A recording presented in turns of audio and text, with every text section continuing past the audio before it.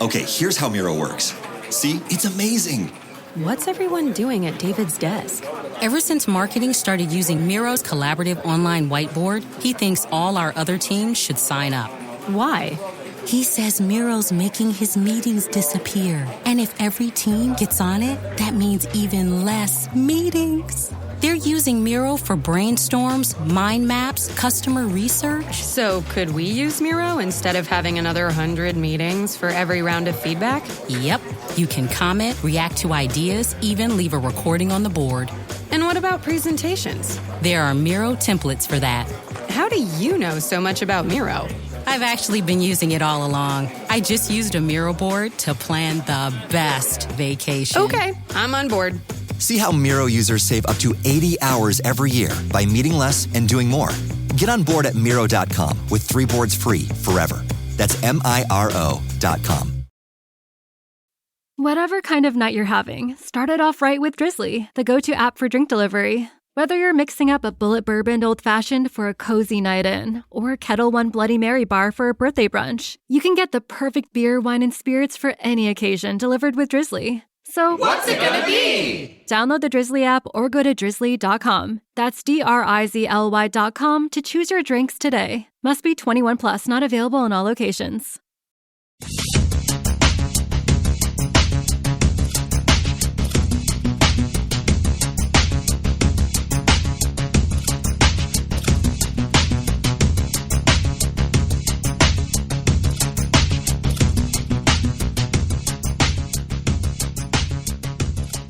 Welcome to this podcast. This is episode 37. My name is Tim Mitra, and I am in Toronto, Ontario, and I'm joined all by myself with just me and Jonathan in Mississauga, Ontario. All by ourselves.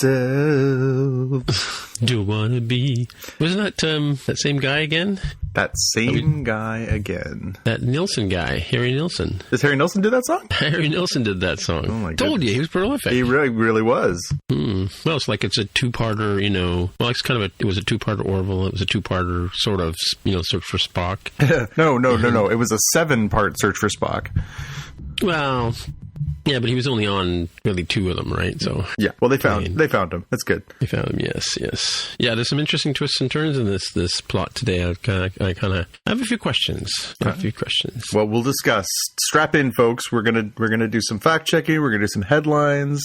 We're gonna get to the good stuff. Don't just lots of the jam-packed podcast this week. Oh wait, I got to put what I got on the watch list. What we don't have is a Jaime Lopez. We don't have a Jaime Lopez. It's funny. I was playing around with.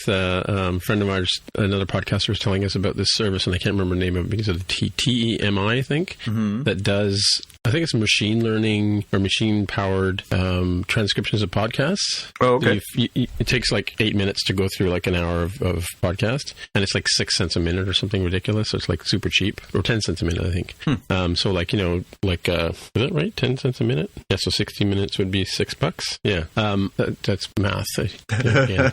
So I did it, and it must have done Jaime, like it's spelt Jamie, right? Yeah, I guess that all the time, but you know, it's pronounced Jaime, or even the A part at the end is not quite an A, but you should see all the variations that comes through the translations whenever we say his name, right? Or he says his name or whatever. Yeah, I'd be curious to hear how it translates some of those Star Trek names we're throwing out there too. Well, I did MTJC? Code. I didn't do one of our shows. Yeah, that would be crazy if we did this, right? Yeah, you'd get some really interesting results, I'm sure. Yeah. Anyway, maybe I'll do it one day for laughs. All right, well, so fact check. I guess I'll dig in because most of these are mine. So I was talking about After Trek last year during season 1. They did a thing like, you know, like The Walking Dead after the Talking Dead, or I think that After Black was how this thing started. If I'm not mistaken, that was for Orphan Black. It started on our own space channel, and it kind of took off and went viral and blah blah blah. So all the other, you know, shows are doing it. So that's how Talking Dead came up and followed up with what's his name, Chris Hardwick on the AMC channel. But Matt Mira, who actually I think Matt Mira and Chris Hardwick do a podcast together, if I'm not mistaken. Or no, he does a podcast with somebody else. But he was the host of After Trek last year, and it was mildly entertaining. You know, you got to see the people from the show on talking about it, obviously. But anyway, they're not doing it this year. It seems I haven't seen it anywhere, and Jaime said he didn't see it on CBS All Access at all. So I don't know if you even saw it last year, so I think I was the only one watching it. Yeah, no, I didn't make a habit of that one. I do know Matt does. He does the Nerdist podcast. Yeah, that's Chris Hardwick podcast, isn't it? Well, Chris doesn't do it anymore. Oh, I see. He took over. I knew there was a connection. Yeah, and he's also he does what's the other one? He does one with what's his name? Kevin Smith. He does Talk Salad and Scrambled Eggs, I think is what they call it. Really? Oh, really? Huh. How many podcasts does Kevin Smith do? Too many. Like a great number. Talk Salad and Scrambled Eggs is they do recaps of episodes of Frasier. Frasier, okay. Yeah. Oh, right. Yeah. That's the name of the song or whatever. Yeah. Frasier, or not. What's his name? Kelsey Grammer. Kelsey Grammer sings at the end. Yeah. Yep. So, yeah. Interesting. Anyway, get back to the fact check. At one point you said that, I think it was you who was doing the recap last week, you just said that they were told to go back to Discovery. In fact, they were told to go back to Starbase 4, or Starbase something or other that was only 4 light years away. Or, told Burnham to go back, because it would not make sense for her to go back to Discovery. Another bit of fact check. This is from last year. We talked about Michelle Yeoh.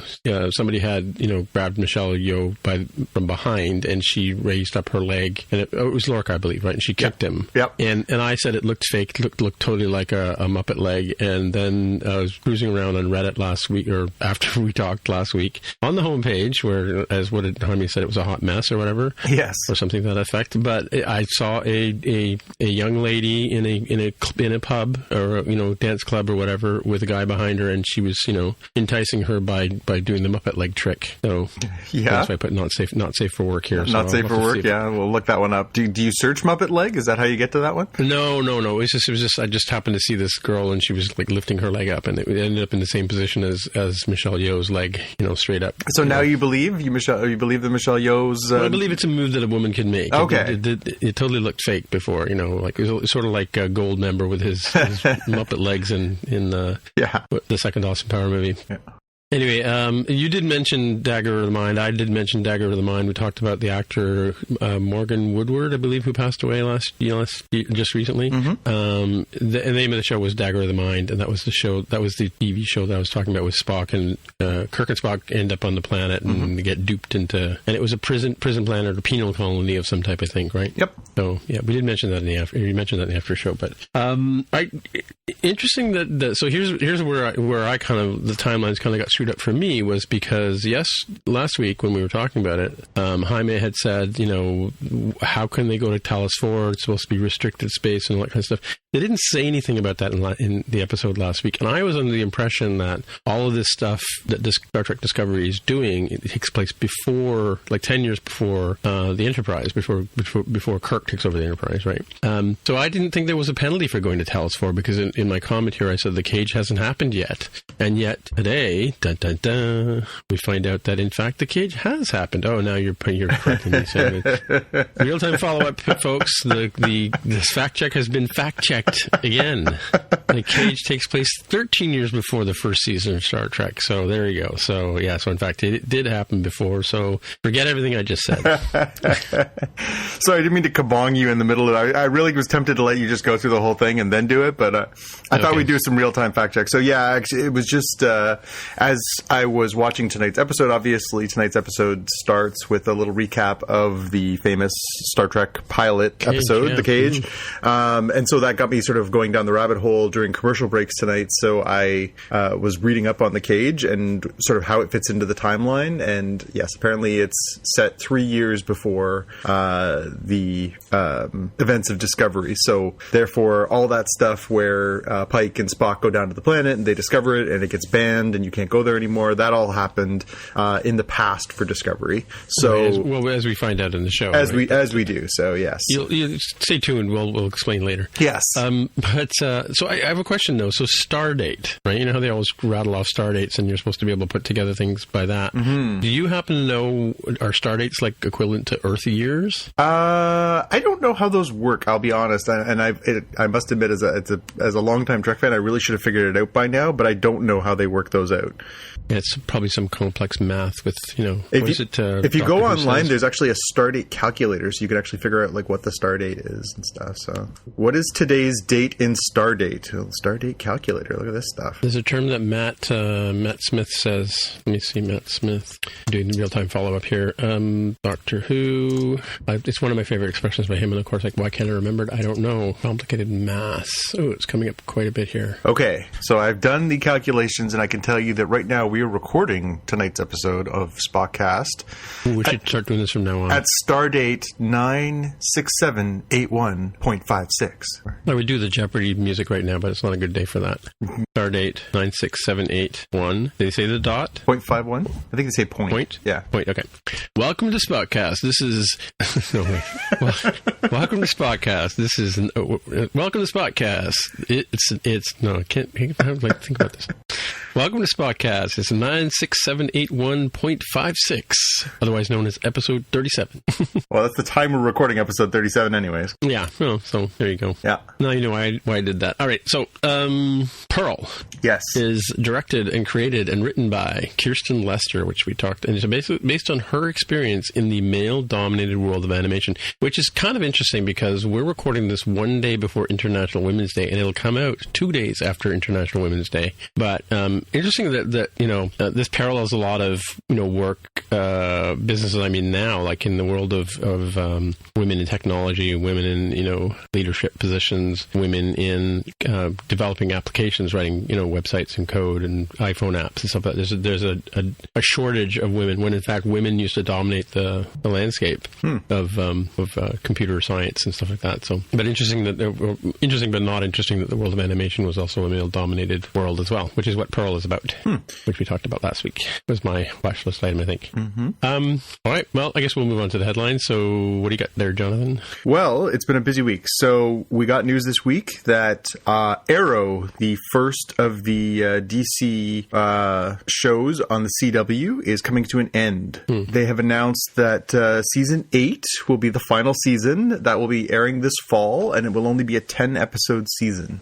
So we speculated when they did the teaser for the Crisis on Infinite Earths storyline that they did as the part of the big crossover this year with Supergirl and the Flash. We sort of speculated that maybe this is going to mean kaput for some of these characters, and what could this mean? And maybe we got our first little answer to this, that maybe this is not just the end of the series, but the end of Oliver Queen. So yeah, I saw a teaser about the fact that he's been in jail or something, and he's no longer the Arrow or something like that. Yeah, that was the beginning of the season. He turned himself in at the end of the last season. Spoilers, obviously, for anybody who hasn't followed along the show. But yeah, he turned himself. Watching. Oh, you just wrecked it for me. He has turned himself in to the authorities and confessed to being the Green Arrow at the end of last season. He was sent to prison, where he spent a good chunk of the first half of the season before finally being released. So then he has started working not as a vigilante, but he's actually working for law enforcement. He's now working with the cops, helping stop crimes and stuff. So I was going to say, isn't he like the Green Hornet, where it's a person who solves crimes and whatever and defeats bad guys, but is seen by the police as a fugitive and that kind of stuff? Yeah. He's a vigilante. He's a vigilante, outside the law for sure. But as the series has progressed, he's gone from being sort of now a known identity. People know that he's the Green Arrow, and so that was how he ended up getting arrested and convicted, because they had these anti-vigilante laws and he broke them, and so he got sent to prison. In a long and complex storyline this year, he finally got released from prison, and then he went to work for the cops so that he wouldn't be a vigilante anymore. He's actually a law enforcer. So. But there's a new Green Arrow.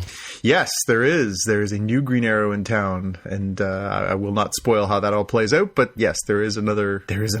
All right. Yeah, this next story is kind of interesting. I saw a bit of this. Yeah, so last week we talked about the first real trailer trailer for the new X-Men movie, Dark Phoenix. And we were talking about, sort of what we saw, and we, broke down a little bit. And we didn't really touch on this point, but it sort of broke out the next day that what we actually saw, which looked like it might have just been a little, foreboding in the trailer. There's a scene where we see Dark Phoenix, played by Sophie Turner, interacting with Mystique, is Jennifer Lawrence's long-standing character from these last three and now into the fourth X-Men movie.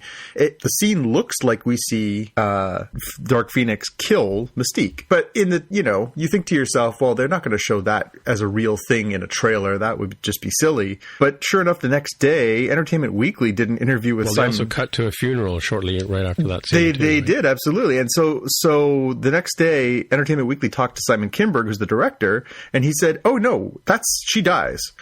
She's dead. And, I wanted this to, really be impactful, and I wanted to, shock people, and I wanted people to know that, everything's on the line in this thing by showing that right up front in the trailer, which is, can you ever remember anything like that in a trailer? No. Being, I can't recall anything that big ever being spoiled before. No, maybe Bruce Wayne's parents, but no. Yeah, but I mean, again, this is, what a ballsy move to really put that right out there. And again, we speculated last week that, this is probably the last Fox X-Men movie, and therefore maybe they'll pull out all the stops because they can. I see, right, yeah.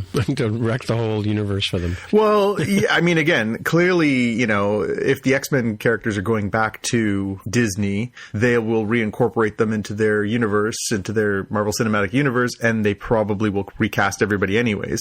So in this iteration, they can kind of do whatever they want. And so, again, it seems like a bit of a crazy thing to kill off a very popular character played by one of the hottest, most popular actresses in Hollywood in a trailer. Yeah. Well, she'll come back as number one in the next iteration of Star Trek. Yeah. Who knows? Who knows? But yeah, it's a strange pull. And like I say, I've never seen the like. I've never heard of anything like that happening. That kind of reveal. And again, it wasn't like the last trailer 2 days before it came out. This was like, the movie's not coming out for another little while too. Like, that's a lot to chew on. It's true. So all the Jennifer Lawrence fans don't need to bother going to see the movie. No, I guess, unless they want to see a funeral for her. No. Well, it sounds like from the trailer, the way the trailer's mixed, it's kind of early in the story.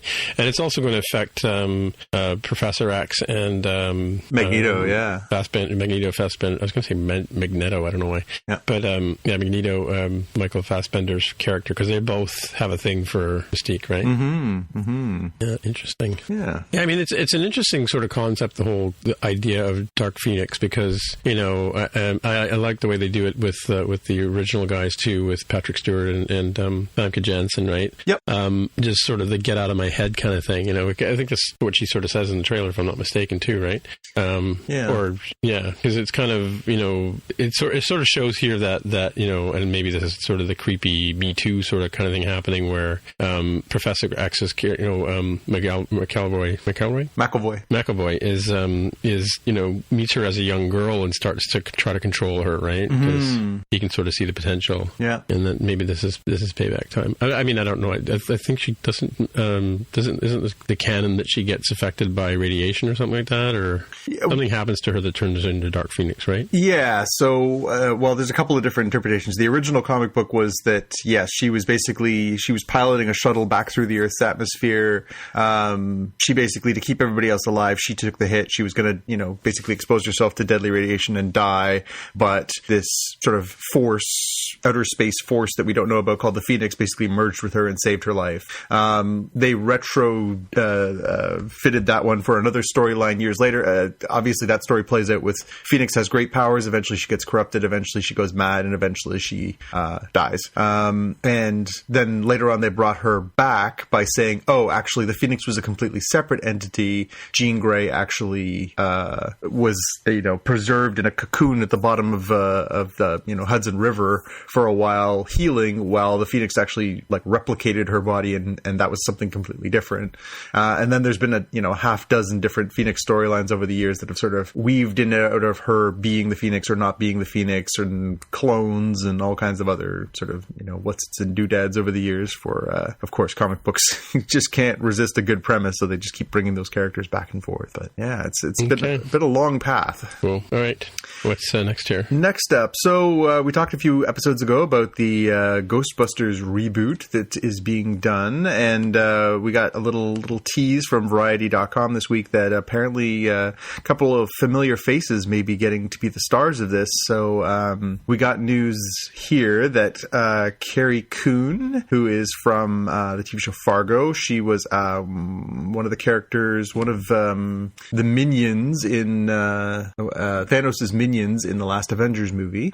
And she is going to, apparently is in talks to be the lead there. And Finn Wolfhard from Stranger Things is also apparently in discussions to be in this movie. So, not a bad couple of casting choices. Apparently, the studio hasn't commented on this, but sources say a story will focus on a single mom and her family, with Coon playing the mom and Wolfhard playing her son. So, yeah, off to an interesting start. Again, I think, we talked about Jason Reitman, obviously, is going to be writing and directing, so or co-writing and directing. So yeah, it should be interesting. I like both of those performers, so that should be good. Yeah, I just saw a spoiler headline here in on the sidebar here on Variety about Shameless, about Amy Rosen leaving the show.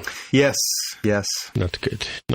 As a fan of that show, not happy. No. He's one of the more interesting characters on that show. I mean, the rest of them are like, they're just like accidents waiting to happen. I was going to say hot messes.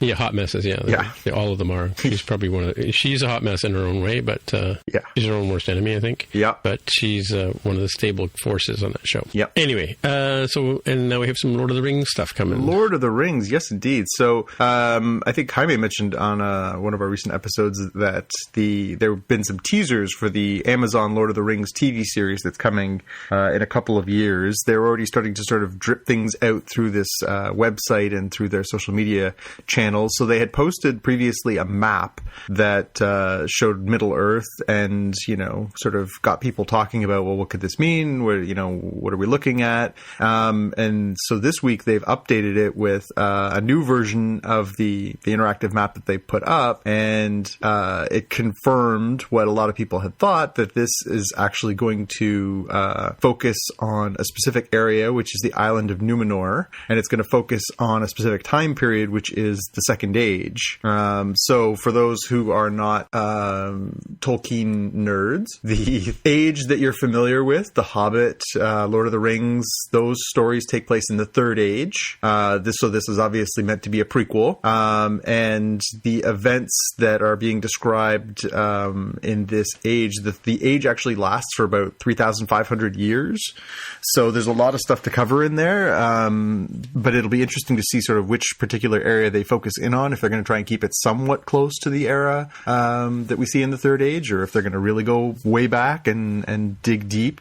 But yeah, it's kind of neat to sort of be able to speculate and nail down a little bit, and maybe go back and do a little reading and sort of see where they could start, mining for material, because it's obviously a very rich tapestry that's Tolkien's created, and it'll be interesting to see how they bring that story together. But apparently, we only have to wait till 2021. Well, there you go. Yeah, it's nice to have teasers for things, but yeah, everything's in the future. Everything's in the future. Yes, keep that going. Yeah.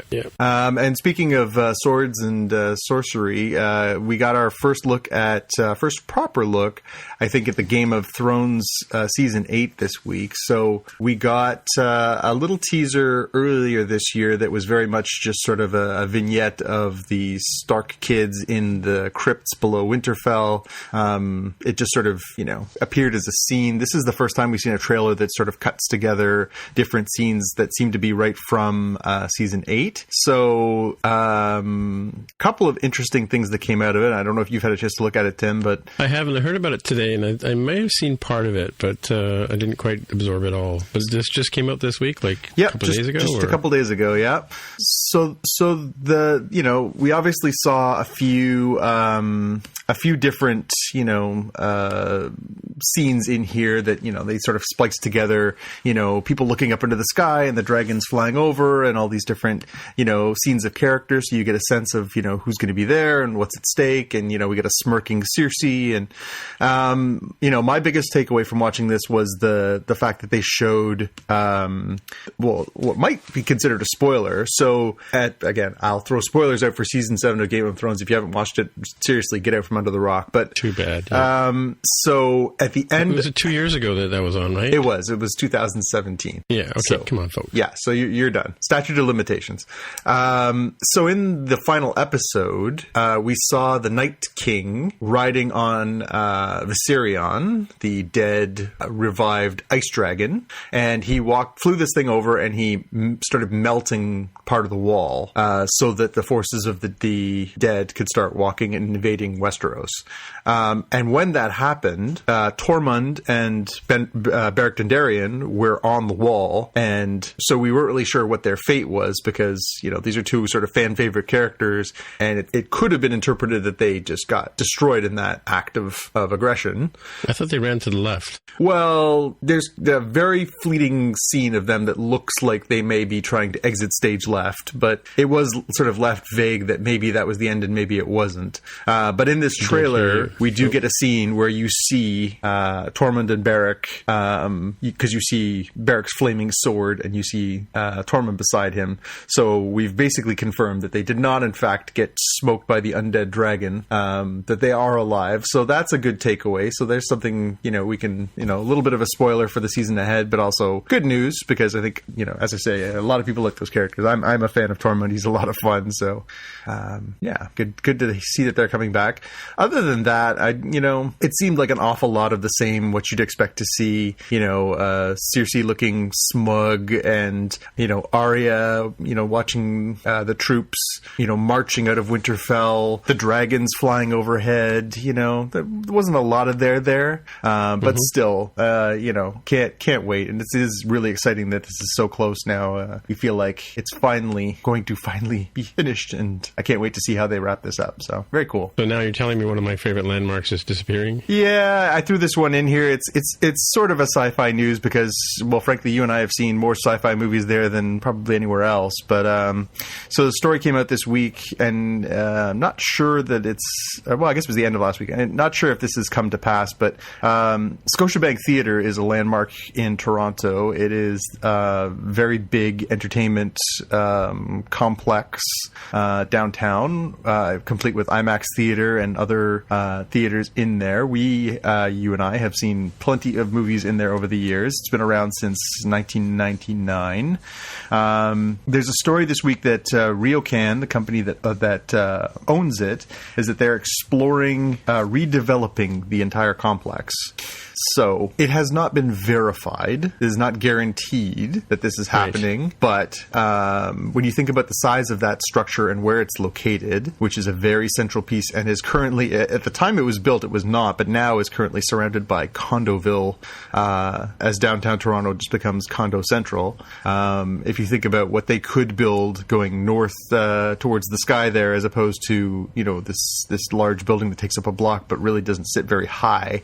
I guess it makes some fiscal sense, but yeah, it would be a real shame to lose that, because that really is sort of probably the best place to see a movie in the city. Yeah, I think so. I mean, we sort of vary between 3 or 4 different theaters that you and I go to watch our sci-fi movies and take. It's my favorite theater of all. If I have a choice, I'd rather go there than anywhere else. I mean, admittedly, it is close to my home and close to my work, but I like the size of the IMAX theater there. Yep, it's got a very impressive IMAX theater. It's 2 two, actually, I think. Some big halls, yeah. Yeah, and yeah, even the other ones are quite good sized, very comfortable. It's very modern. Again, it was built in 1999, so it's obviously only 20 years old.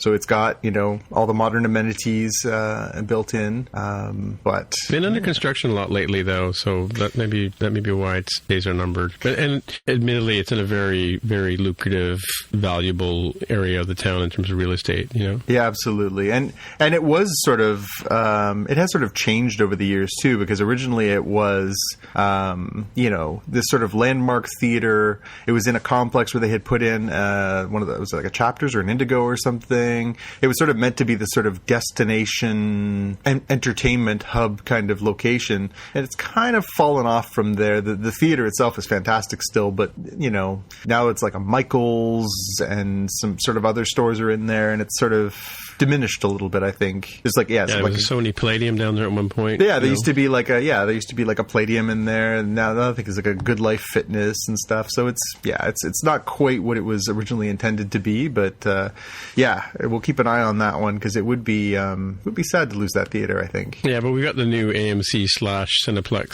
IMAX over at Yonge and Dundas too.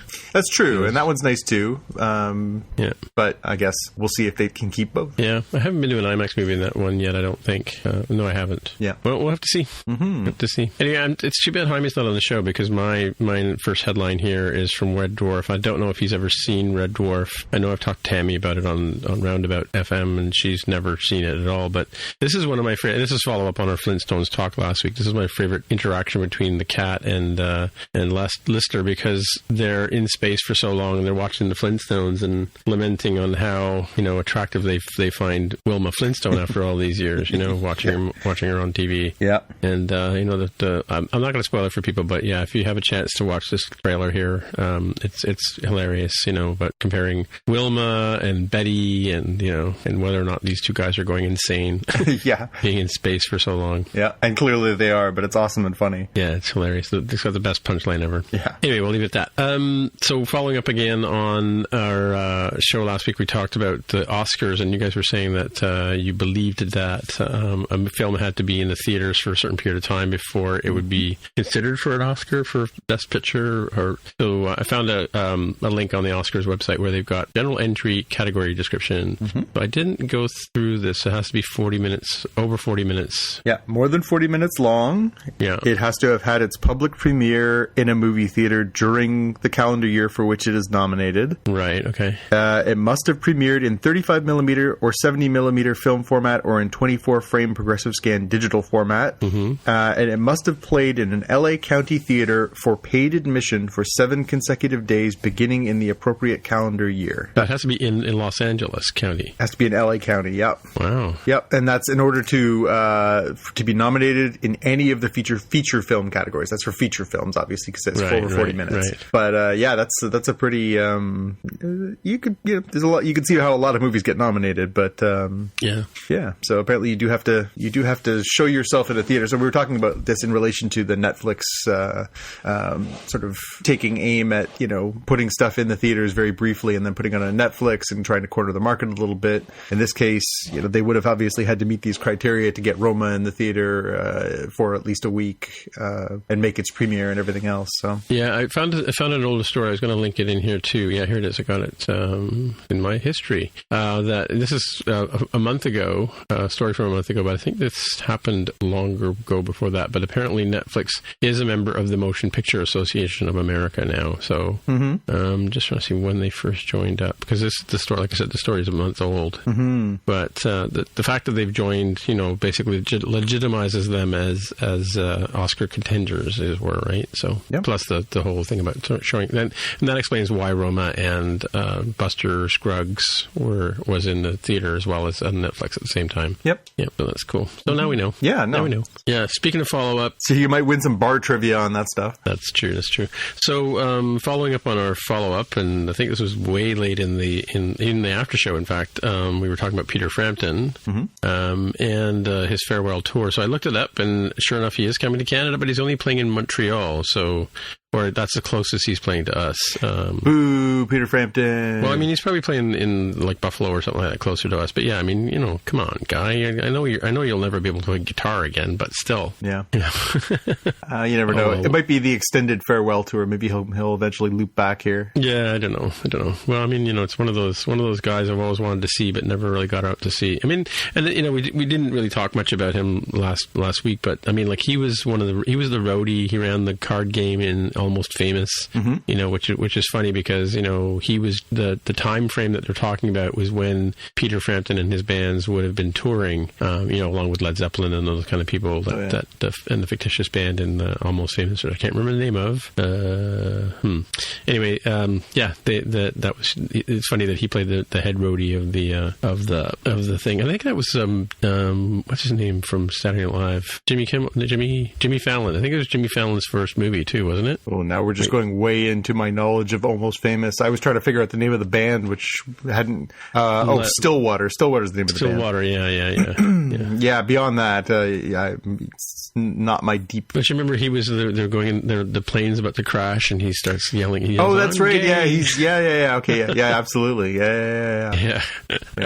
So I think he had a bad comb over too, if I'm not mistaken. Yeah. Anyway, all right. So moving on to speaking of bad comb overs. Not really, but Mark Hamill. Here is the story on Mark Hamill that came out this week about doubling down on his complaints about the new Star Wars trilogy. And I don't know if we talked about this before, but in this interview, he's quoted as saying that he kind of hoped that, you know, when they talked about having the three of them back, that they would have the three of them on screen at the same time, you know, and so he felt that they killed off Han Solo too quickly, you know, and of course, the tragedy of Carrie Fisher, but they never really had, you know, any kind of quality screen time. He has a scene with Carrie Fisher, of course, but that's one of the things he, you know, the three Cavalieros never really got back together. Yeah, I feel like we all would have liked to have seen that at some point. I mean, even, you know, in the second movie, where episode 8, I should say, where you know, he sort of says, you know, where's Han, and you know that he sort of finds out what's happened and everything.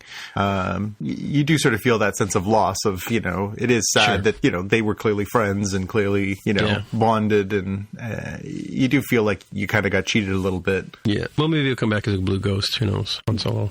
Yeah.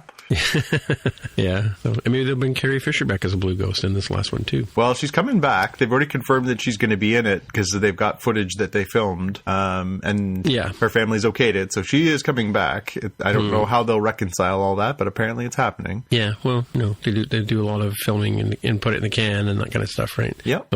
So that's our story about Mark Hamill and Star Wars. So yeah, if you're interested in the story at all, maybe read through it. But that's sort of the gist of what I got out of it. So, all right. So here we are. It's the main part of the show. Woo! The main. Yeah. So we're talking about episode 8 of season 2, Star Trek Discovery, If Memory Serves, and. Yeah, so this is Jaime's turn to take over and do the read. But absolutely, go Jaime, go. He's not here. Come on. So you've got some notes. I've got some notes. So I'll just sort of rip through this. It starts off with previously on Star Trek, and they show some, you know, re-resed vignettes of the Cage episode, which is the first episode where Jeffrey Hunter plays Christopher Pike, and with Leonard Nimoy as Spock and Miguel Barrett as number 1. And they go down to Talos, and, you know, he meets Vina. Yep. And she's basically, I think they get it. This is just Russ Call. They go down there and they meet, they find this survivors of a shipwreck, and they have this, you know, gorgeous daughter, Vina. And turns out that Vina is the only real person there. And the Talos collective are, you know, very good at fooling people. Anyway, that's the Cage. But they just sort of go through to sort of establish that there's a connection between Christopher Pike and Vina. And then they immediately meld into the scene, you know, melts into, or what do you call it, dissolves into being Anson Mount as Christopher Pike. So yeah, and that's how the show starts off. And then there's a scene with I believe it's Christopher Pike talking to a bunch of holograms of various people. There's a Tellarite admiral, there's a Vulcan admiral, and they're questioning him about, you know, Burnham and you know, the fact that according to Section 37, Burnham 31, Section 31. Sorry, I wrote 37. Yeah, sorry. In a row? Episode 37, Section 31. That's the ones. All right, okay. Yeah, it was. So he was getting the sort of hey, we know that Section 31 has ratted them out, that she's escaped and taken Spock. You have to help us find her. Yeah. So, they tell him that Burnham is ignoring the hails, and of course he sort of says, well, why wouldn't? Of course she would, kind of thing, right? She's on this mission, and they chastise him, and the scene moves on, and then we flashed over to Giorgio and Leland talking to each other, and Giorgio is clearly running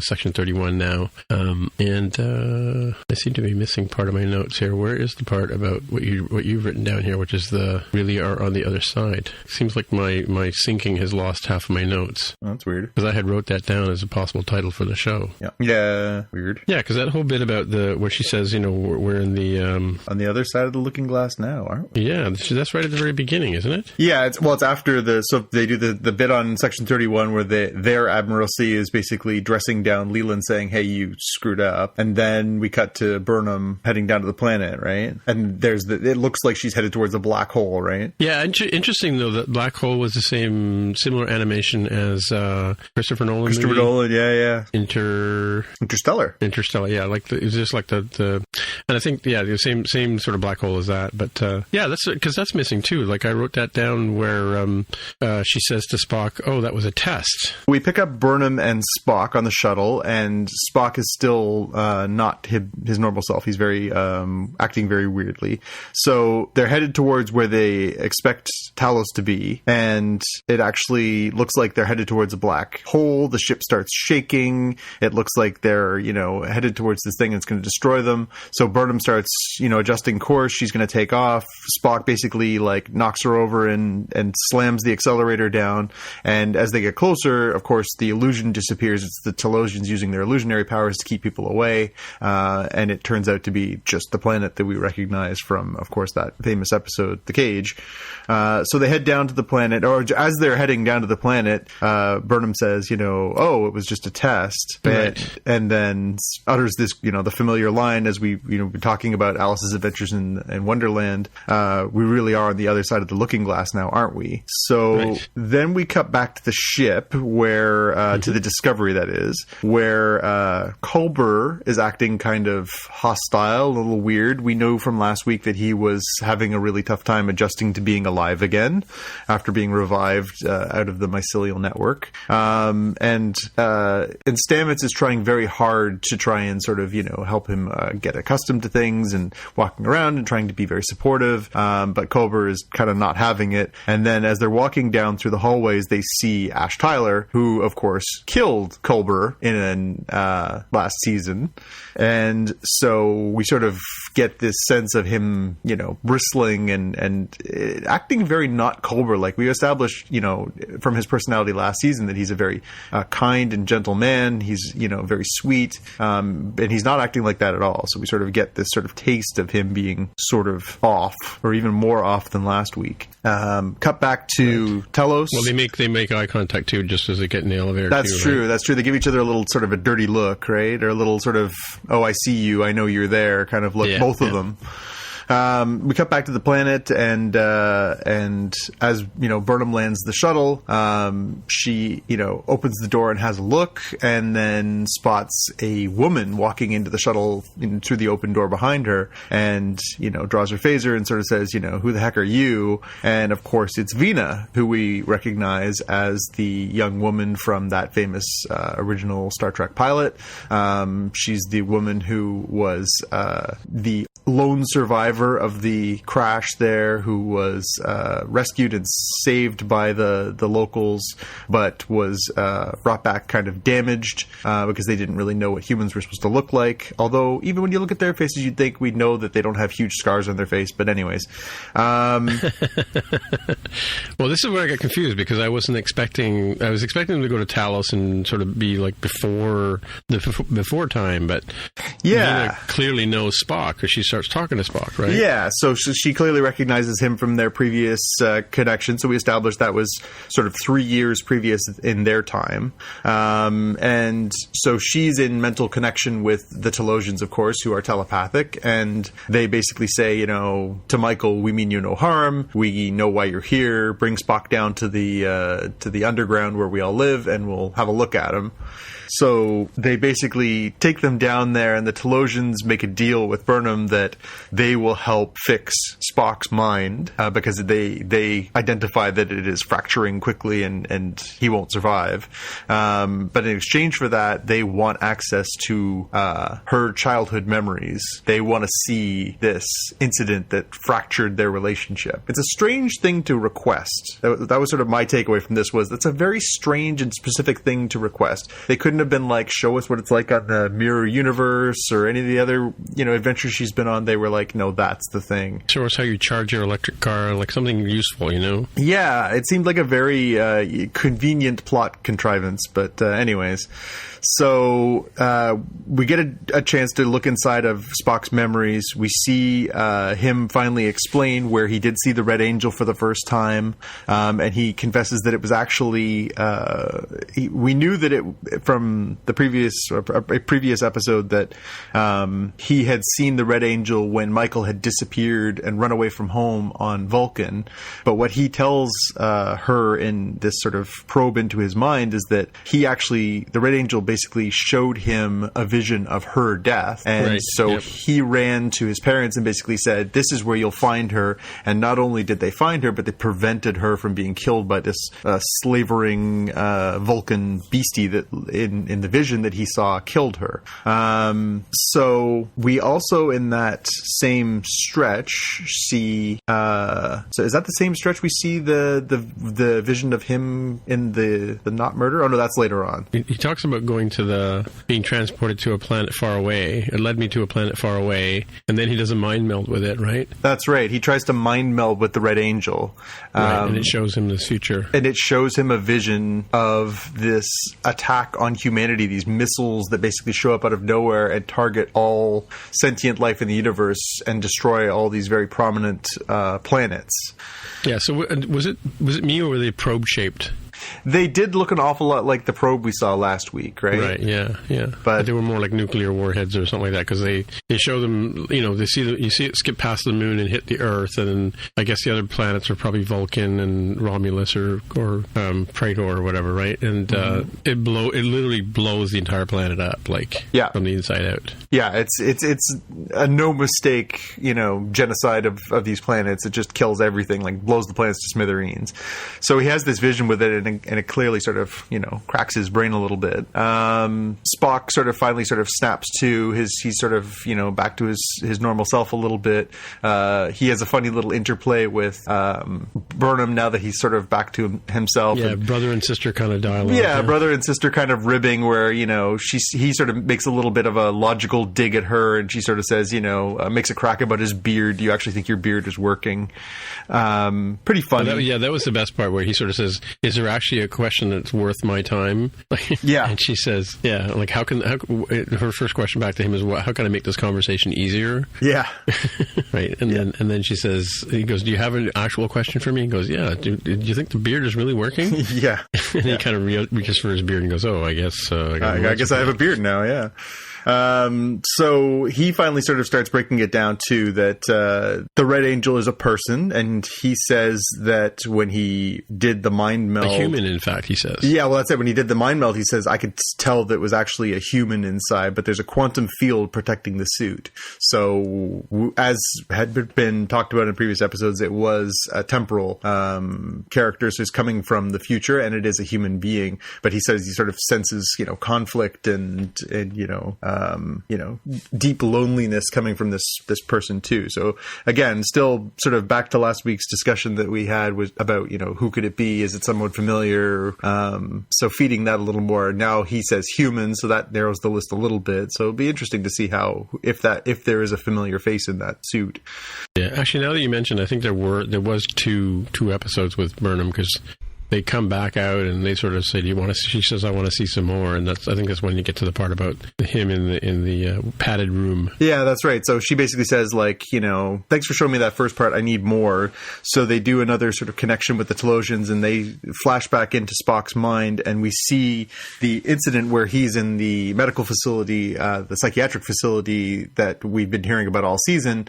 Section 31 had said that he had murdered 3 people there. So we flash back to the scene where he is drawing sketches of, you know, what he had seen on the floor of his, for lack of a better word, cell. The one of the administrators or psychologists comes in and basically says to him, hey, what you've been drawing here has actually come to pass. These are these red flashes in the sky. You've been having a premonition, clearly. Now we're going to turn you over to Section 31 because they have some questions for you. And he basically says, I think not. Does the neck pinch on her, knocks her out, smacks the guards around and knocks them out, and then escapes. And, you know, Burnham basically says, like, you know, no, they said you murdered these people. And he says, did you see a murder here?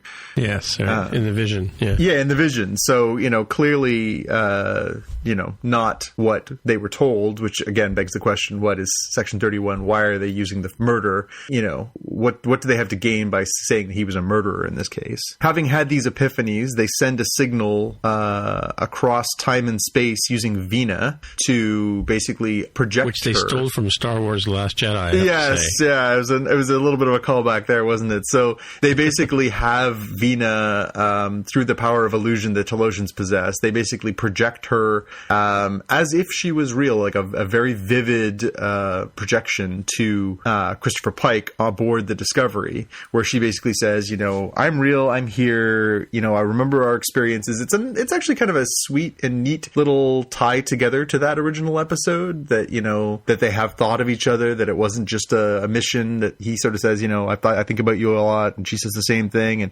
And you know, of course, we know from that episode that the Talosians basically created a version of Pike for her to be with, that's an illusion, but still. So she basically says, like, hey, you need to see this, and then they project a real-time vision of Burnham and Spock, where they basically say, hey, we're here, could you please come and pick us up? They are gonna kick the spore drive into gear so that they can rush over to Telos to pick them up, and of course the Discovery's spore drive isn't working, and they figure out that it's sabotage. Right, yeah. Now, we've sort of gotten the vibe, we knew that from the end of last week, that Ariam, the robotically enhanced officer on the bridge, had been possessed, for lack of a better term, assimilated, perhaps, by the probe. Morged. By the probe from the future. So we know that it was probably Ariam that did this, but they don't know that, and so Ash gets framed for being the one who has sabotaged the spore drive and that has been secretly sending out communiques from the ship. By the way, my notes are all here, but they're all scrambled. Oh, yeah? Yeah. It's like I'm now finding stuff about some of the things that they said, because I wrote all the stuff down, right? Yeah. So, what a drag. Well, you'll sort it out just in time. Yeah. They decide that they're going to try a little trickery themselves, so they basically say, oh, we need to go get the ship repaired. We're going to head for this star base because we're having a problem with our spore drive. And their plan is for them to basically divert and try and go and save Burnham and Spock, retrieve Burnham and Spock, under the guise of this repair job. So they basically go and they go on this pathway, but are being pursued by Section 31, who I guess have been notified, are tracking them somehow. Well, they got this secret, transmissions from somebody on the ship, right? Yeah, it's weird though, because again, it was Ariam, but then it's framed to be Ash, and yeah, so it's kind of weird. So they end up basically trailing them there and basically say, power down, you guys are caught, you're in trouble. They say, no, we're going to get our people and get out of here. So the Discovery locks on their transporters to pick up Spock and Burnham, and at the same time, the Section 31 ship does the same thing. So they're basically dueling transporters over who's going to get the lock on these people. And they basically say, you have to let them go. You have to, let Burnham Vina basically appears and says to Pike, you have to let your friends go. So they end up getting seemingly beamed aboard the Section 31 ship, which turns tail and takes off. And not before they say, like, oh, you guys have to go turn yourselves in now because you're in trouble. But then once the Section 31 ship is gone, a shuttle shows up and it's basically got the two of them aboard because, of course, what was forgotten by Leland and the crew of the Section 31 ship is that the illusions that are created by the Talosians are very powerful, and they convince them that they are there even though they're not, which leads to the great... Again, stolen from Last Jedi. Yeah, which again has a very funny line where, Burnham basically turns to the illusion of Spock. The illusion of Burnham turns to the illusion of Spock and says, "Say goodbye, Spock." And Spock says, "Goodbye, Spock." Which is pretty funny humor for a Vulcan. I knew he was going to say that, though. Yeah. Well, yeah. I mean, how could you not? If you can't do your best Burns and Allen on a Star Trek episode, you're not trying. But and so, yeah, they basically turn tail and take off, and are they've got their crew. They're reunited. We finally, after now into our 8th episode here, we finally have everybody together. They're all in Discovery. We've got Spock, we got Burnham, we got the whole crew. Everybody's there, and they are now ready for the next chapter of this story. And Giorgio's winning. And Giorgio, of course, yes, she basically is like, laughing all the way as, she just keeps getting more and more leverage on Leland, and Leland keeps getting more and more burned. So she's clearly winning the political power battle on Section 31. Yeah, it's interesting, some of the things, observations about the Talosians and that kind of stuff. Is like, I don't know if you noticed or not, but I was checking out some of the actors who were in the show this week, and one of the Talosians, the second one, is actually played by a woman, and the original Talosians in The Cage were women, playing, sort of androgynous characters, but and they did sort of have the Reebok pump that Jaime was talking about in the heads. They did a little bit, yeah. But they do say at one point that material illusion is our only form of defense, which they're explaining the black hole, right? Yeah. There was another one interesting thing here. So, and they were saying that Spock is experiencing time fluidly, not linearly, which is what the problem is. And and when he meets Pike at the end of in the shuttle bay, and he's like, why are they after you? what Section 31 want with you? And he goes, they want my memories of the future. Yeah. There was another line that he said too, where he said, how is it that I can remember tomorrow? Yeah, some interesting little tastes of what might be to come. Yeah, or so much, or sort of like explaining that the reason why they want to suck everything out of his brain and whatever is to figure out how he can, because somehow he's now seeing the future because of this exchange with the angel, right? So yeah, so it's a really interesting show. Yeah. And the B plot, the Culber and Ash B plot too. We should just sort of wrap that up for everybody. So after giving each other a little bit of the hairy eyeball, we then have another scene where Stamets is trying to make Culber feel at home by making him his favorite meal and trying to sort of make him feel comfortable. And we get even more sort of hostility and frustration from Culber, who sort of says, I know this is my favorite food, but I don't feel that connection to it. I know that I should be happy, but I'm not, and is just sort of miserable and makes Stamets feel very uncomfortable and very sort of shocked and frustrated. And then, of course, it boils over later in the episode where Culber basically walks into the mess hall and picks a fight with Ash. And in a surprising turn, Saru is like, let him do it. Yeah, right. Yeah. He basically lets the two of them, the newly aggression-enjoying Saru basically says, these two both need it. They both need to just get this out, and lets the two of them just pummel each other until they literally, stop. And they have this sort of interesting exchange where they're like, I don't even know who I am anymore. And this Culber basically says, I don't know who I am anymore. And Ash says, look who you're talking to. Like, exactly. It's such a great, such a really, really poignant way to sort of crystallize the kind of craziness that's gone through both these people's lives the last couple of years. Right.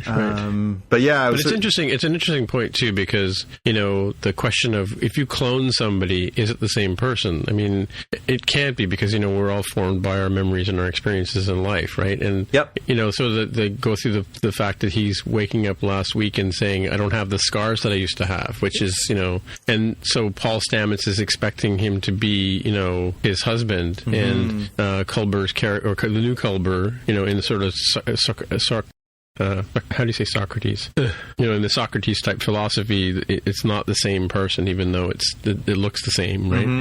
It's a replica, and it can't be the same. And that's why he's sort of struggling with I guess he's got half of his memories, and he has his memories, but he doesn't have that sense of them being connected to himself. Right, like his favorite food isn't he just doesn't understand why this would be his favorite food, because he doesn't have that memory, right? And and he basically breaks up with Paul Paul Stamets at the end, because he just sort of says, you have to let me go and you have to move on. And the whole point of like, why did you keep all my stuff? And why didn't he says, I would have sent it off to your mom, but I wasn't ready, kind of thing, right? And that sort of starts off because I mean, the beginning of the episode, he's sort of saying, I've been stuck in the lab for like 2 weeks or whatever, and he's finally taking him home to their apartment, right? And clearly this new Culber is not ready for any kind of relationship, right? Yeah, and he has that great line at the end where he says, that version of me is dead. The version that you remember of me is dead. Let me go. Let me go, yeah. So it's a really sort of heartbreaking scene, because, we sort of, I think all of us sort of were caught up in that like emotion of, this sort of tragic thing has been undone, but it's got its own tragedy wound into it. Right. By the way, did you recognize the engineer in the engineering section when Tilly and they try to get we didn't talk about the fact that they try and get the spore drive going and it won't run, right? And so Tilly and this other engineer are trying to help, figure out what's going on. Did you recognize the actress? That was Sarah Middich, wasn't it? Yeah, that's who played Ariam last season. Yeah. So we kind of wondered what happened to her. Where'd she go? Welcome back, Sarah. We're glad you're back. So I don't know, Melissa George. She looks familiar. That's the lady who played Vina. Are you familiar with her at all, or? She looks familiar, but I can't say I placed her. Maybe I can look her up and. Right, and I mentioned Alison Down played the Shrink. She's been in a lot of Canadian sci-fi TV shows and stuff like that. What's the one with the bounty hunters? The guy that played he's Ashton. Sean Ashton has a twin brother. Does he? Yeah, they look identical. Interesting. Yeah, and so which one is Sean Ashton's the X-Men guy from the first bunch of movies, right? I'm going to say yes. Anyway, his brother's in a show about... He was Iceman, right? He was Iceman? Yeah, and there's a show about bounty hunters that's been on space for a few years, and I think one of the ladies from... Oh, I know who Melissa George is. Now I know why I recognize her. There we go. She was on Alias. I knew she looked familiar. I was trying to remember from what I had seen her. She's been in a bunch of movies and a bunch of TV shows over the years in sort of different short spurts and lots of different things. But she was on a full season, a couple seasons of Alias, which I was a big fan of. Right. Yeah. And I thought the Admiral Patar is played by Tara Nicodemo, apparently, but to me it sounded and looked a little bit like the Canadian actress Zoe Palmer, who played the android on Dark Matter, but it wasn't to be. Wasn't to be. Yeah, and there was a little teaser, so I know I looked up online the next week on Discovery thing, and we get a little glimpse of Admiral Cornwell saying "Welcome to Section 31 headquarters." So we're going to get a look at sort of what that is, which again I think is a little more foundation laying for the Georgia series. Is it really, or is it just a Talosian illusion? Yeah, you'll be wondering through the whole year now whether it's a Talosian illusion. That'll be the write-off. But yeah, it'll be I think a little more foundation building for the Georgia series that we've got rumored is coming too. And then there was a scene where it looks like Ariam finally goes full evil Data a la First Contact, and starts going after the crew. So some of these storylines again are starting to sort of pace forward. Again, I think we only 14 episodes of the season. We're through 8, so it's starting to come to a head a little bit. And as I say, we finally got everybody on the same ship, so that'll be good to see that start to come together. Well, we're missing number 1 though. Well, I don't expect we're going to see her, because you'd think she would be somewhere trying to get the Enterprise That's true, out of mothballs. Yeah. Interesting. All right. Well, I guess I can't avoid it. Should we talk about the Orville now? We can talk about the Orville now. We obviously we're going to recap the last 2 episodes, which was a 2-parter, and we're going to do this without Jaime's presence to mitigate our feelings about it. So so it's revenge. Revenge is a meal best served cold. Yeah. So we'll throw down our thoughts and we'll ask for Jaime to weigh in next week. But sure. So we're talking about episodes 8 and 9 of season 2, Identity Part 1 and 2. I'll give a quick little I'll give the Coles Notes version recap here. So basically, the premise is that Isaac, the robotic life form, collapses. The crew decides to rush him back to his people, even though it's been established that the people from Kalon are not welcoming to outsiders. They fly him back in there. They get a look at his city and his planet. planet. And they're told while they're there, like, make nice with these people. We could really use their help in fighting against the Krill.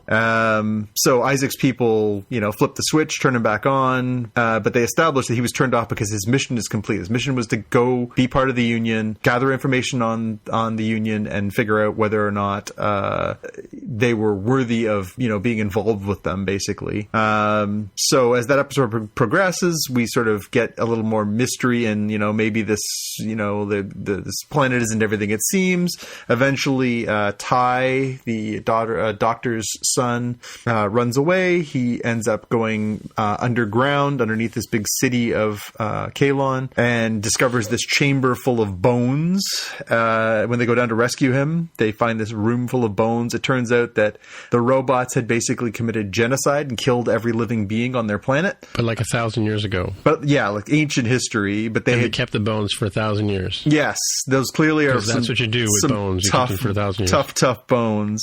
So when this is discovered, of course, the captain and the crew are all like, "Well, it's our clue. It's time to go. It's been a pleasure, and we're out of here." But of course, the Kalons reveal their robo laser heads, where they crack open their heads and have these laser guns inside, and say, for lack of a better term, you will be assimilated. The Kalons take over the Orville and basically assemble an armada and are headed for Earth, wherein they plan on, wiping our meta stuff, wiping out the humans. So that's our big cliffhanger from the first episode to the second. All things being equal, I thought it was not bad. It was probably the episode I enjoyed the most so far this season. That first part, it was not unpredictable, not unpredictable, but also pretty well done. And then there had to be a twist, right? There had to be a twist somewhere in there. It was too idyllic.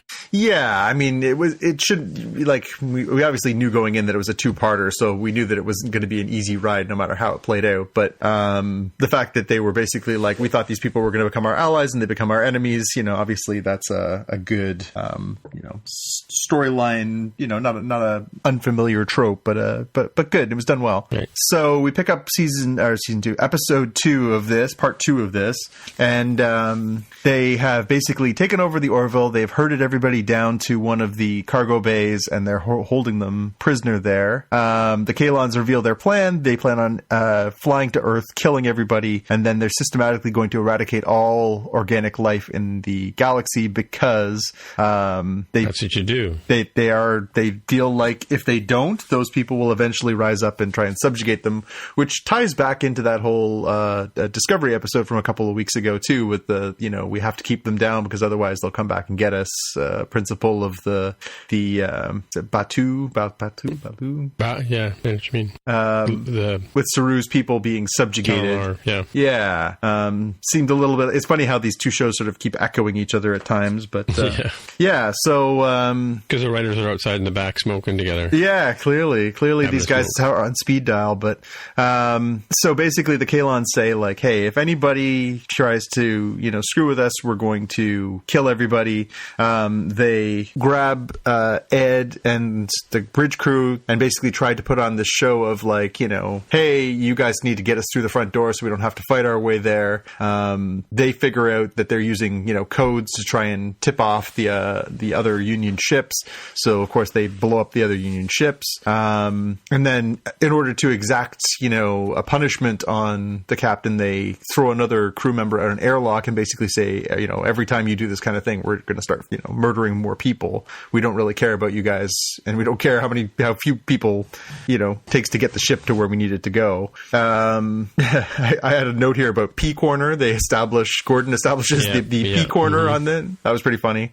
So Kelly has the idea, the first officer Kelly has the idea that, if they could figure out a way to get off the ship, maybe they could contact the Krill, because as an organic life form, they also are on the line. So maybe that's a way they could do that. Yaphet, the gelatinous crew member, comes into play. So he basically is going to go in and create a distraction to help them escape. So Kelly and Gordon get on a shuttle. They head off. They barely make it out alive. One of the again, how do they get out in the shuttle and not get detected? That's just another plot hole. Yeah, it's a bit of a plot hole, but they get out. They get a signal signal out. They get out, and Ty, the Doctor's son, and Yaphet volunteer to try and get a signal out to warn Earth, to warn the Union that they're coming. They do manage to do that, but then they get caught, and Yaphet basically goes inside one of these Kalons and disables him, but also gets kind of barbecued at the same time. He lives, but he does not look good. Kelly and Gordon head towards Krill space. They're being pursued by the Kalon. They get there, and they're trying to figure out what to do next, and the Kalon attack. The Krill catch them. The Kalon attack them. Then the Krill are basically convinced, we must be on the same side. In order to punish them for Yaphet and Ty's trying to get the signal out, they bring Isaac up to the captain's ready room, basically, and say, we need you to murder this child because, we're starting to be a little worried about you and your behavior and your defense of these people, and also this child needs to be punished for doing this. Which brings us to the inevitable turn where, of course, Isaac can't bring himself to kill Ty because he does have, for lack of a better term, feelings for him. He rips the head off of the leader of the Kalons, kills a couple more of them, and then helps Ty to activate an EMP. And the EMP basically takes out all the Kalons aboard the Orville so that they can take back the ship. This leads us to the inevitable battle where, of course, the Kalons arrive in, I don't know what they call it, Sector 001. They arrive at Earth, and all the Union ships are waiting for them there. I found this battle extremely confusing because I felt like all the Union ships looked the same, so I really couldn't... I couldn't really be like, oh, that one's this one and this one's that. They all look like the Orville. I found that really hard to follow. Now you know how I feel watching just about every movie there is. Yeah, so again, battle's not going great for the Union forces. It's starting to look bad. Ed basically says, I'm going to ram them, suicide mission kind of time. And, of course, just in the nick of time, the Krill show up with Gordon and Kelly and help turn the tide of the battle. Of course, they, drive off the remaining Kalons who, turn tail and run. There's this, little moment between Mercer and the leader of the Krill, who basically says, Avis, brought us together. Maybe we'll see what the future holds. So maybe there's a possibility of peace down the road for these two opposing sides. And of course, this leads to the inevitable, is Isaac dead? Are all these, did the EMP kill everybody? They bring Isaac back because Yaphet had been inside one, and so he goes in and fixes him. So of course Isaac's back to life, and then the discussion becomes, well, Isaac betrayed us in the first episode. Now what do we do with them? Ed and Kelly go to bat for him and say, actually, we'd like to keep him around. So they basically go to the Admiral. The Admiral says, fine, you can keep him. And so everything's basically back to the status quo at the end of this episode. But you got to feed him and you got to walk him. Yeah, that's right. And you know what? You got to clean up after him. So, in typical retro Star Trek fashion, 2 episodes, the lasting outcome is that essentially Isaac can't go home again, and his people are now the enemy, and the Krill are a somewhat less fearsome enemy now / potential ally down the road. That also means that next week everything resets, so Isaac will be sitting back at the science station again, and they can go back to a fairly status quo. The show hasn't shown a lot of sort of storytelling evolution of characters and stuff like that. A little bit. We did follow, the Doctor and Isaac sort of hooking up, and Ed and Kelly back on and again and off again and stuff. So there has been a little bit of progression of the characters over the first, season and a half. In the end, I don't know. It felt like, what's the Shakespeare line? Sound and fury signifying nothing. Like there was a lot of, it was entertaining and stuff, but it didn't have a lot of deep meaning or substance to it. I did enjoy it. It was probably the best by far episodes this year, the 2 of them. I would have liked if I'd been surprised at any point. Like there wasn't, as I said, the word inevitable kept popping into my head, was like, oh, inevitably this will happen, inevitably that happen. None of that was surprising. So it was a little bit formulaic, but definitely a step forward from, obviously I think you and I both agree agree that the first few episodes of the season have not been quite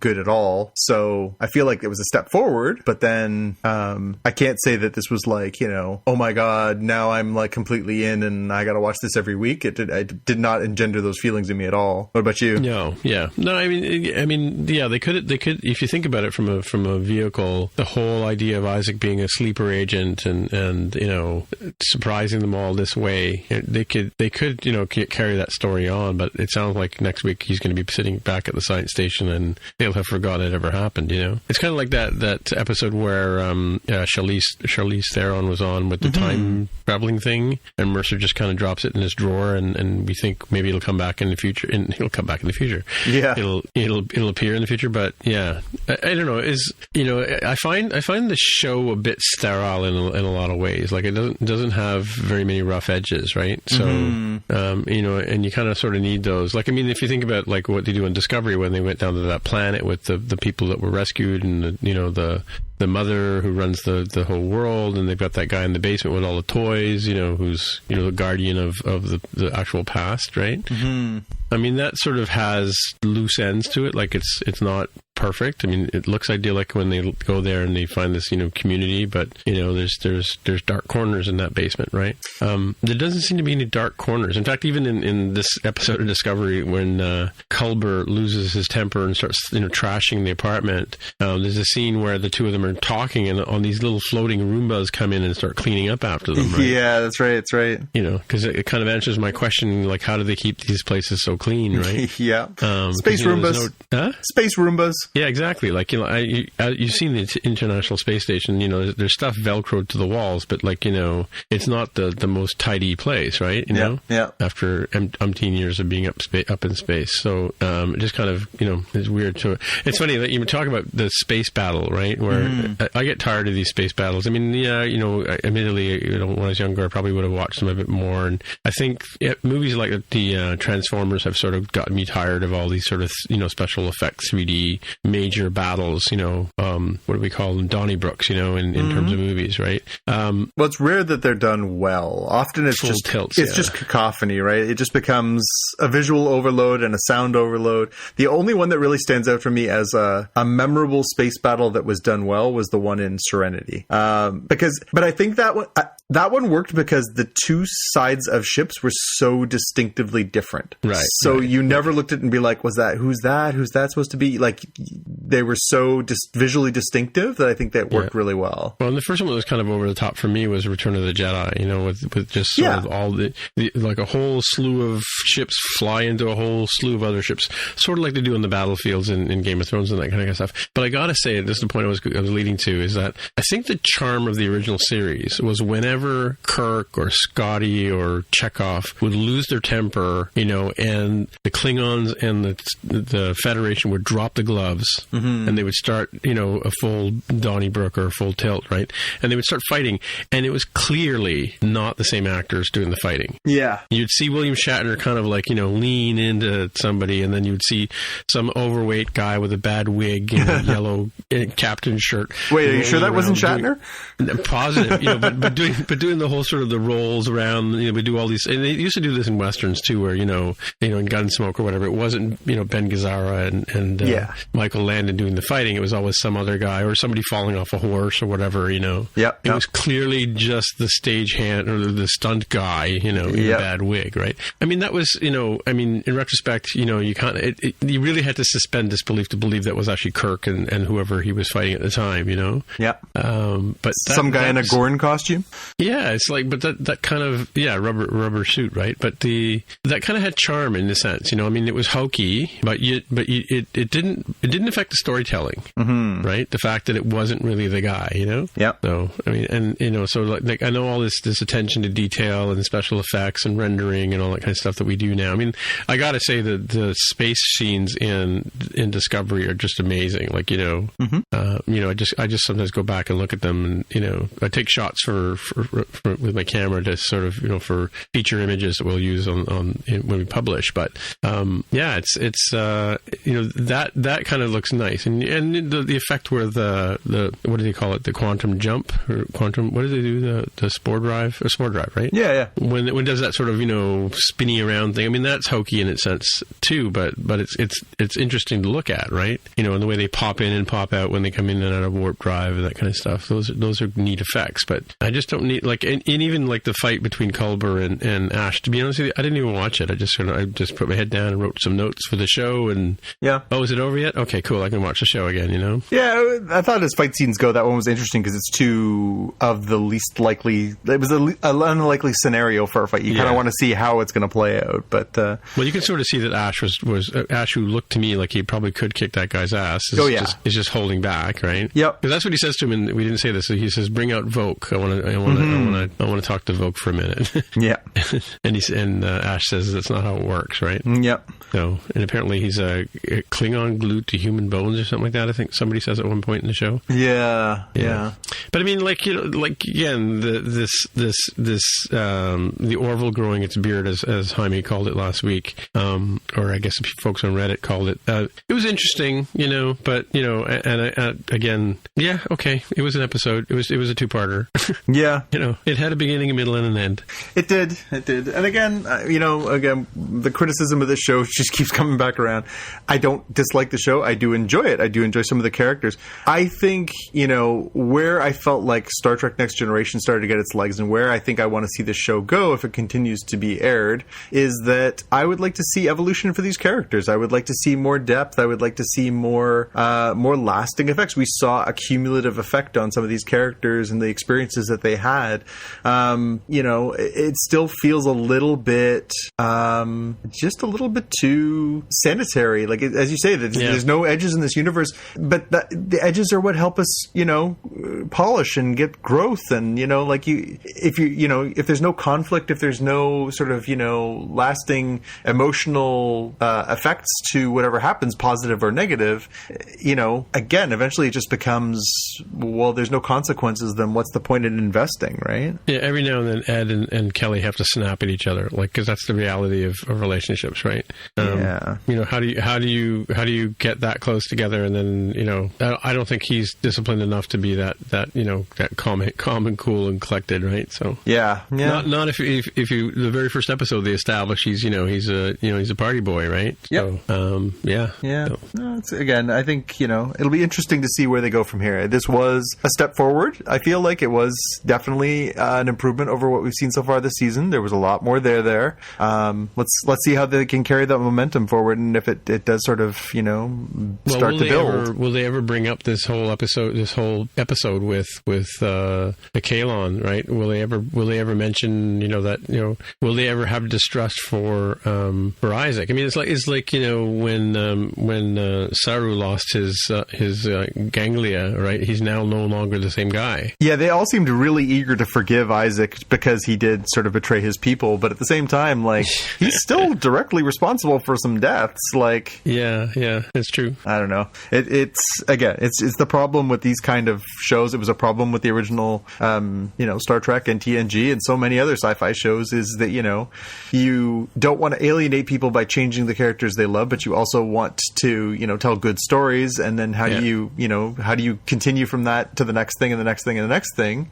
Yeah, it's hard. It's hard to do that. But, obviously, great writers have done it in the past. So we'll see how they go from here. Yeah, I don't know if you've ever heard the criticism about Star Trek, the original series, because I remember when I was like a teenager in my 20s, I heard once that Star Trek's purpose was to spread U.S. democracy throughout the universe, right? Yeah, because that sort of seemed to be the solution to every problem. Was, well, in the United States we have this system of government, and you should adopt it, and you should judge people based on the sort of doctrines of the American democracy. In fact, there's even an episode where the people are not knowingly, reciting the Declaration of Independence, and they have an American flag and all that kind of stuff, right? Yeah. I don't know if you remember that episode, but the Federation was definitely. I mean, that was, like I said, one of the criticisms of the show in that time period, and this is before Next Generation came along. That it was basically just American philosophy or American, what do you call it? Propaganda. Culture being, huh? Propaganda. Well, American culture, sort of, let's fix everything by just having the good side of American democracy, right? Mm-hmm. So send your letters to @Spotcast on Twitter. Propaganda. We look forward to your letters, as Greg Ferguson used to say. That's it. All right, let's move on to our watch list because time's a wasting. Alrighty, so I saw this week, and it definitely made me happy. We've got a first trailer for Happy Season 2, which is coming out on March 27th. That's for Jaime. So obviously last season followed mostly the story from the original miniseries comic book. This one seems like it's obviously going somewhere new. There wasn't, as far as I know, there hasn't been a sequel comic book, so they're kind of off into new directions. And they're off book now? They're off book, but it's same sense of humor, same, obviously, great, funny, gross, very, very adult humor. It just looks so good. I cannot wait. It was definitely one of my very favorite series when it came out last year. Okay, I guess it started in December 2017, but most of it was last year, and it definitely was one of the series that I was really excited about. And it's sort of, as with some of these shows go, it had sort of slipped off the radar because it had been a while. I think it was last January that it wrapped up. But seeing that character again, seeing the little flying blue unicorn, and Chris Maloney acting like a maniac, and it just killed me. The trailer killed me, and I cannot wait to see this coming up. It's very interesting. I enjoyed that show too. Yeah. And the other thing that I got to throw on the list, of course, is Captain Marvel. The Marvel Cinematic Universe is back. You and I, time for International Women's Day. You and I tomorrow night with our number one fan will be celebrating International Women's Day by going and watching Captain Marvel. We'll go watch a very talented actress ply her trade and Nick Fury with two eyes. Nick Fury with two eyes and a de-aged Clark Gregg and yeah. Clark Gregg is who? Coulson. Oh, really? Okay. Yeah, he's in same it. Actor or just same actor being de-aged the same way that they de-aged Samuel Jackson for this too. Oh, right. Yeah, and they aged. Apparently, they aged for Logan. What's his name? Oh, Hugh Jackman. Yeah. Yeah. Apparently, they did the same sort of thing with him, with his face. Yeah. So it'll be interesting to see how those effects go and see how this movie plays out. And obviously, a lot of hype, and this will obviously serve as a little precursor for Avengers Endgame too. So maybe we'll get a little more of a taste of how she fits into the big picture here. So yeah. Very excited about that. Mm-hmm. Yeah, interesting. Speaking on the sidebar here, the sort of deep fakey kind of thing. I don't know if you've heard that they're doing a holographic Frank Zappa tour. No, much like they did with. Of course, I have no interest in it. Well, mild interest in it, I guess. Well, you saw the real thing, did you not? I saw the real thing. Yeah. So yeah, and I've seen this son a number of times too. I've seen the progeny of the real thing several times. But I saw a commercial or something like that on Facebook or something the other day where they've taken Frank Zappa's face and they've actually animated much like they did with Barack Obama and those sort of the deep fake stuff. Yeah. Yeah, I didn't hear the voiceover or whatever, but I saw the moving and I just looked at it and went, that's a photograph that I have seen 1,000 times before, and here it is, the lips are moving, the eyes are blinking, and no, sorry, not, just looks weird, Yeah. So interesting. Those are very weird. So my two picks are for the watch list are, one is James Burke. Now this goes back to the sort of launch of the Apollo stuff and that kind of things. We're watching it's the 50th anniversary of the landing of Apollo 11 on the moon, and so they showed episode Connections season 1 episode 8. A gentleman named James Burke was sort of the David Suzuki of science in Britain, and I don't know if have you ever seen Connections, John? Jonathan? I don't think so. They did it 3 iterations of it. There was Connections, Corrections Squared, and there's a third one so we were talking about this on the podcast more than just code last night. So it started in the 70s, late 70s. They did it again in the 90s, and then again 94 and then 96. The guy came back and did a couple more episodes. It's like how all the bits of science, like how do you go from like, discovering one thing to something else? And it kind of starts off with like maybe you'll start off telling a story about, Galileo and end up with, ice cream or how ice cream is being made today. And it's kind of like all the science and the chemistry and the physics and the biology all go from one point A to point B and all the discoveries along the way and make connections, from one thing to another. But in this particular vignette I've got here, it's a really interesting clip, and it ties in with the launch of Apollo 11 and Saturn V going to the moon.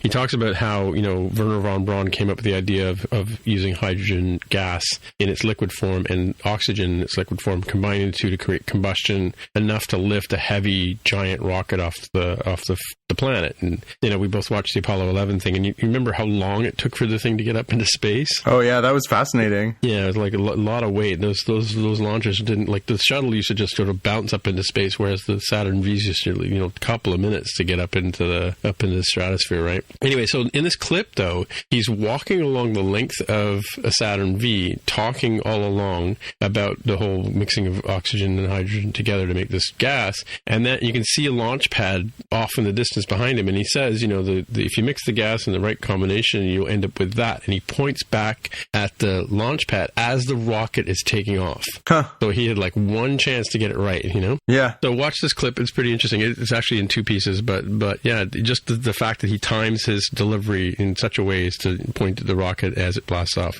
That's cool. Yeah, so that was the kind of science he used to do on that show. Yeah. My other pick is, and of course, by the time, I'm pretty sure that today's March 7th, I think today's the last day to see Apollo 11, the IMAX Experience. Oh, because it's going to be replaced with Captain Marvel in all the theaters. Well, that and I think it was only planned to be on for a short little while, but so I mean, I would still recommend seeing it in a regular theater because it's amazing. You got to have big sound, you got to have big splashy stuff to make it look good, right? Yeah, I think this one would be still a very good documentary to watch if you had a nice television at home. But the impact of seeing this footage, which is so beautiful, it's better than anything I've ever seen about that era. Right. The quality of the footage, the film that they used, and the way that they put it together, the experience of seeing that on a big screen and feeling the blast off and feeling, the shaking of the ships and stuff, really impacting. Like, especially as you say, that the scene where they start the rocket and they do sort of the launch as it starts to take off, Apollo 11,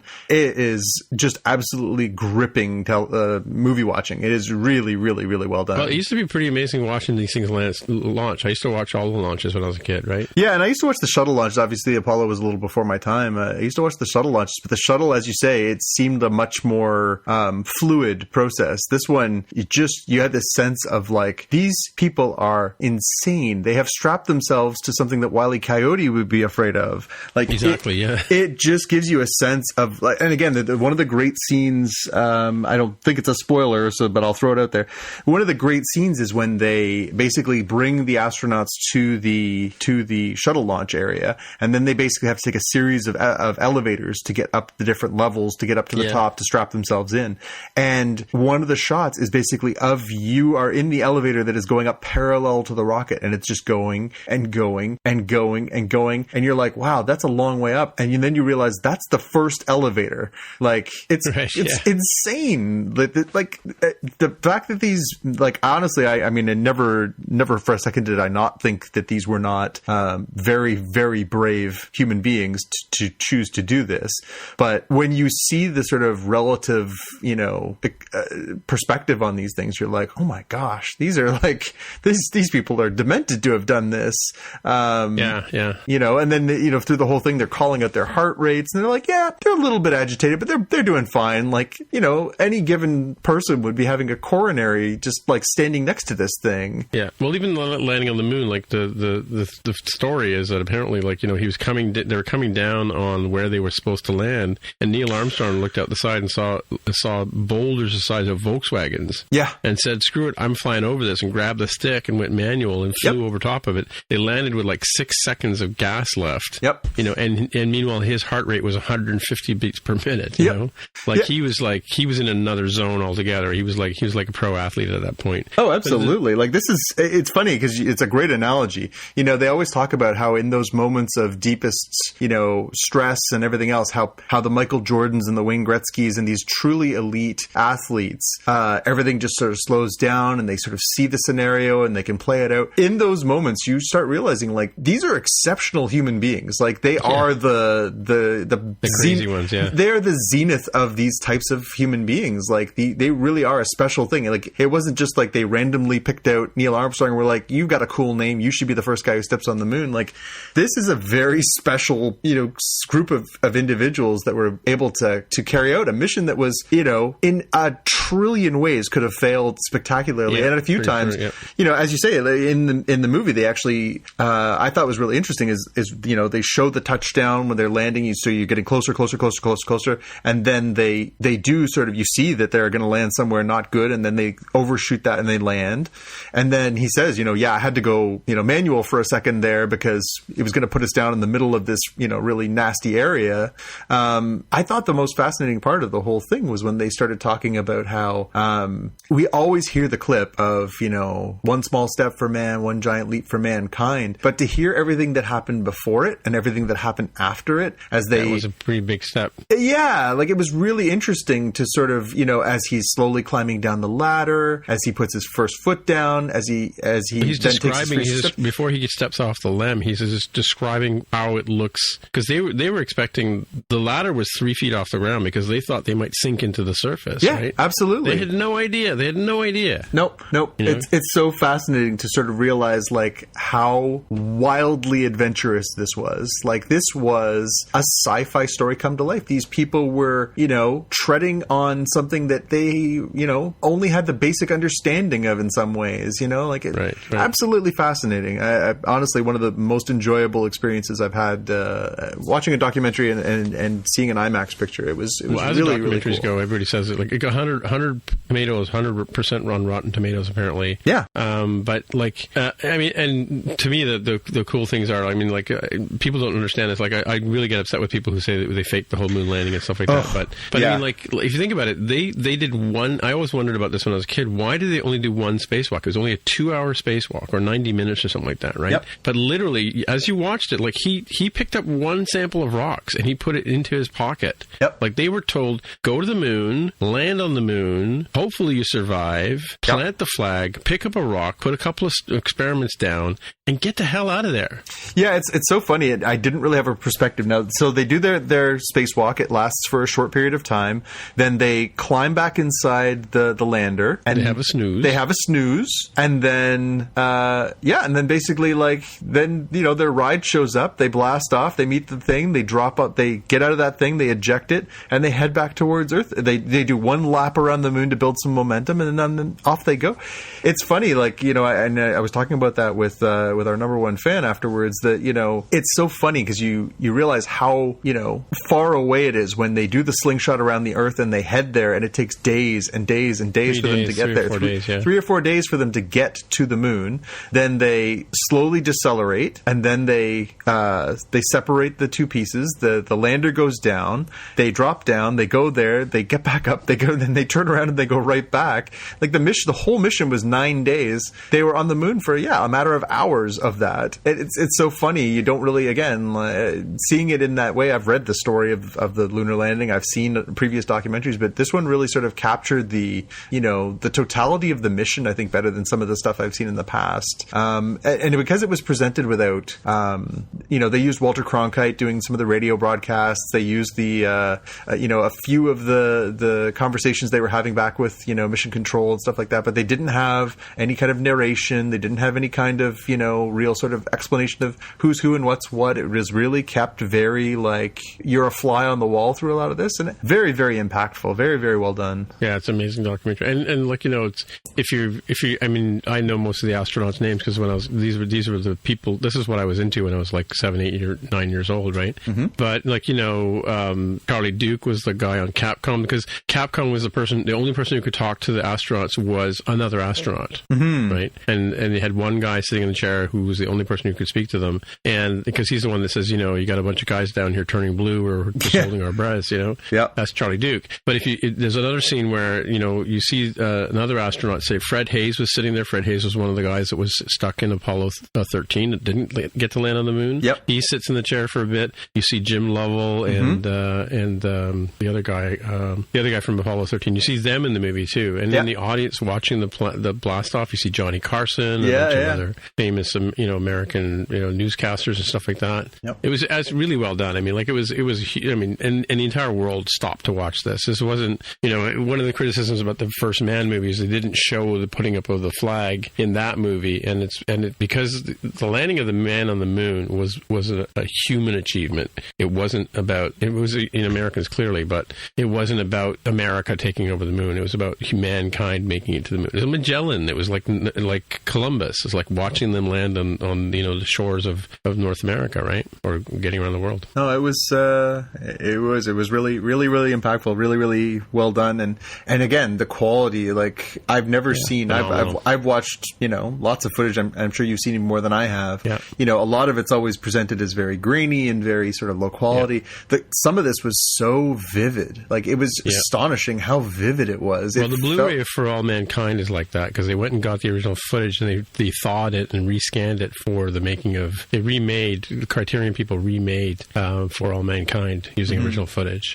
I'd love to see that in the theater. I mean, that's one of my favorite movies too. Is For All Mankind with the bright soundtrack. And that was the other thing too. Did you notice all the instruments that they used were instruments from the time period? So they had Moog synthesizers and theremins and pianos and guitars. It was all like there was none of this. Nothing. John Williams did not do the score for this movie.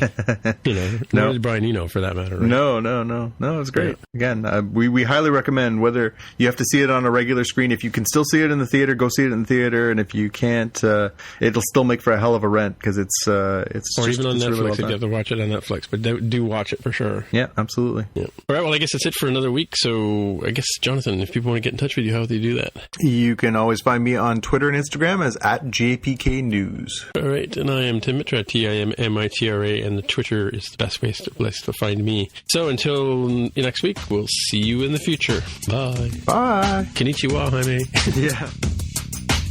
If you want to find out more about the podcast or see the episode show notes, visit the Spockcast website at spockcast.com.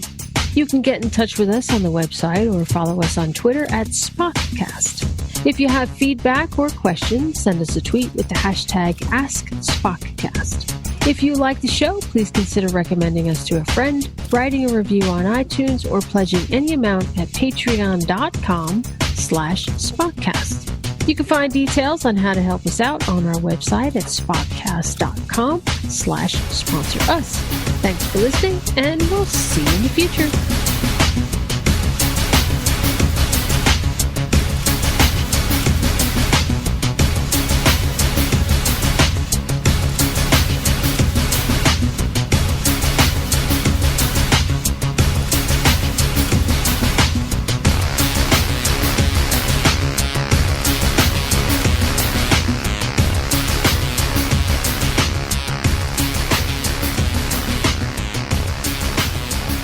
Goodbye, Orville. I don't know. Don't worry, I got to that's thank you. Yeah, he was dropping some Japanese on us yesterday on the show. Yeah. He's got his Japanese down. Yeah, he's got the pronunciation down too, which is really interesting. Well, you never know. He could have been watching the undubbed anime for years too. Well, yeah, I think part of his respect for that art form leads him to pronounce the words correctly. So yeah. But if we weren't doing the podcast, I'd be watching Apollo 11 right now in the IMAX. Yeah, you go see it again. I would, yeah, just because it's like you're not going to get a chance to do that again, right? It's true. That's true. Yep. Yeah, a friend of mine went to see the Captain Marvel in the 2D experience today. So is it in 3D or 2D tomorrow? I believe it's 3D. I think it's Ultra AVX 3D. Oh, Ultra AVX. Okay, yeah. Alrighty. Well, we'll have to see how it goes. Yep. Again, I've seen some reviews so far. People say it's a little bit, all over the place, but still good. So we'll see. But isn't that the story? Isn't part of the thing she loses her memory? From what I can get from the clips or whatever. Yeah, I've probably seen too much. I've seen too much already. Some of the spoiler stuff for me, It'll be interesting to see sort of which iteration of these characters they do too, because the Captain Marvel has been a character that has existed in different iterations over the years. It'll be interesting to see sort of which pieces they pick out to take. And obviously some of it's rewritten again in the older version of these stories. She had a military career. Obviously they seem like they've gotten Was she always a woman? So the original Captain Marvel from the comic books was a man, Captain Marvel. It was Captain Marvel, who was actually a guy named Marvel. In this case, I think they're going to forgo that sort of part of it. But I think they're sort of going to draw, at this point, as with so many of these characters, right?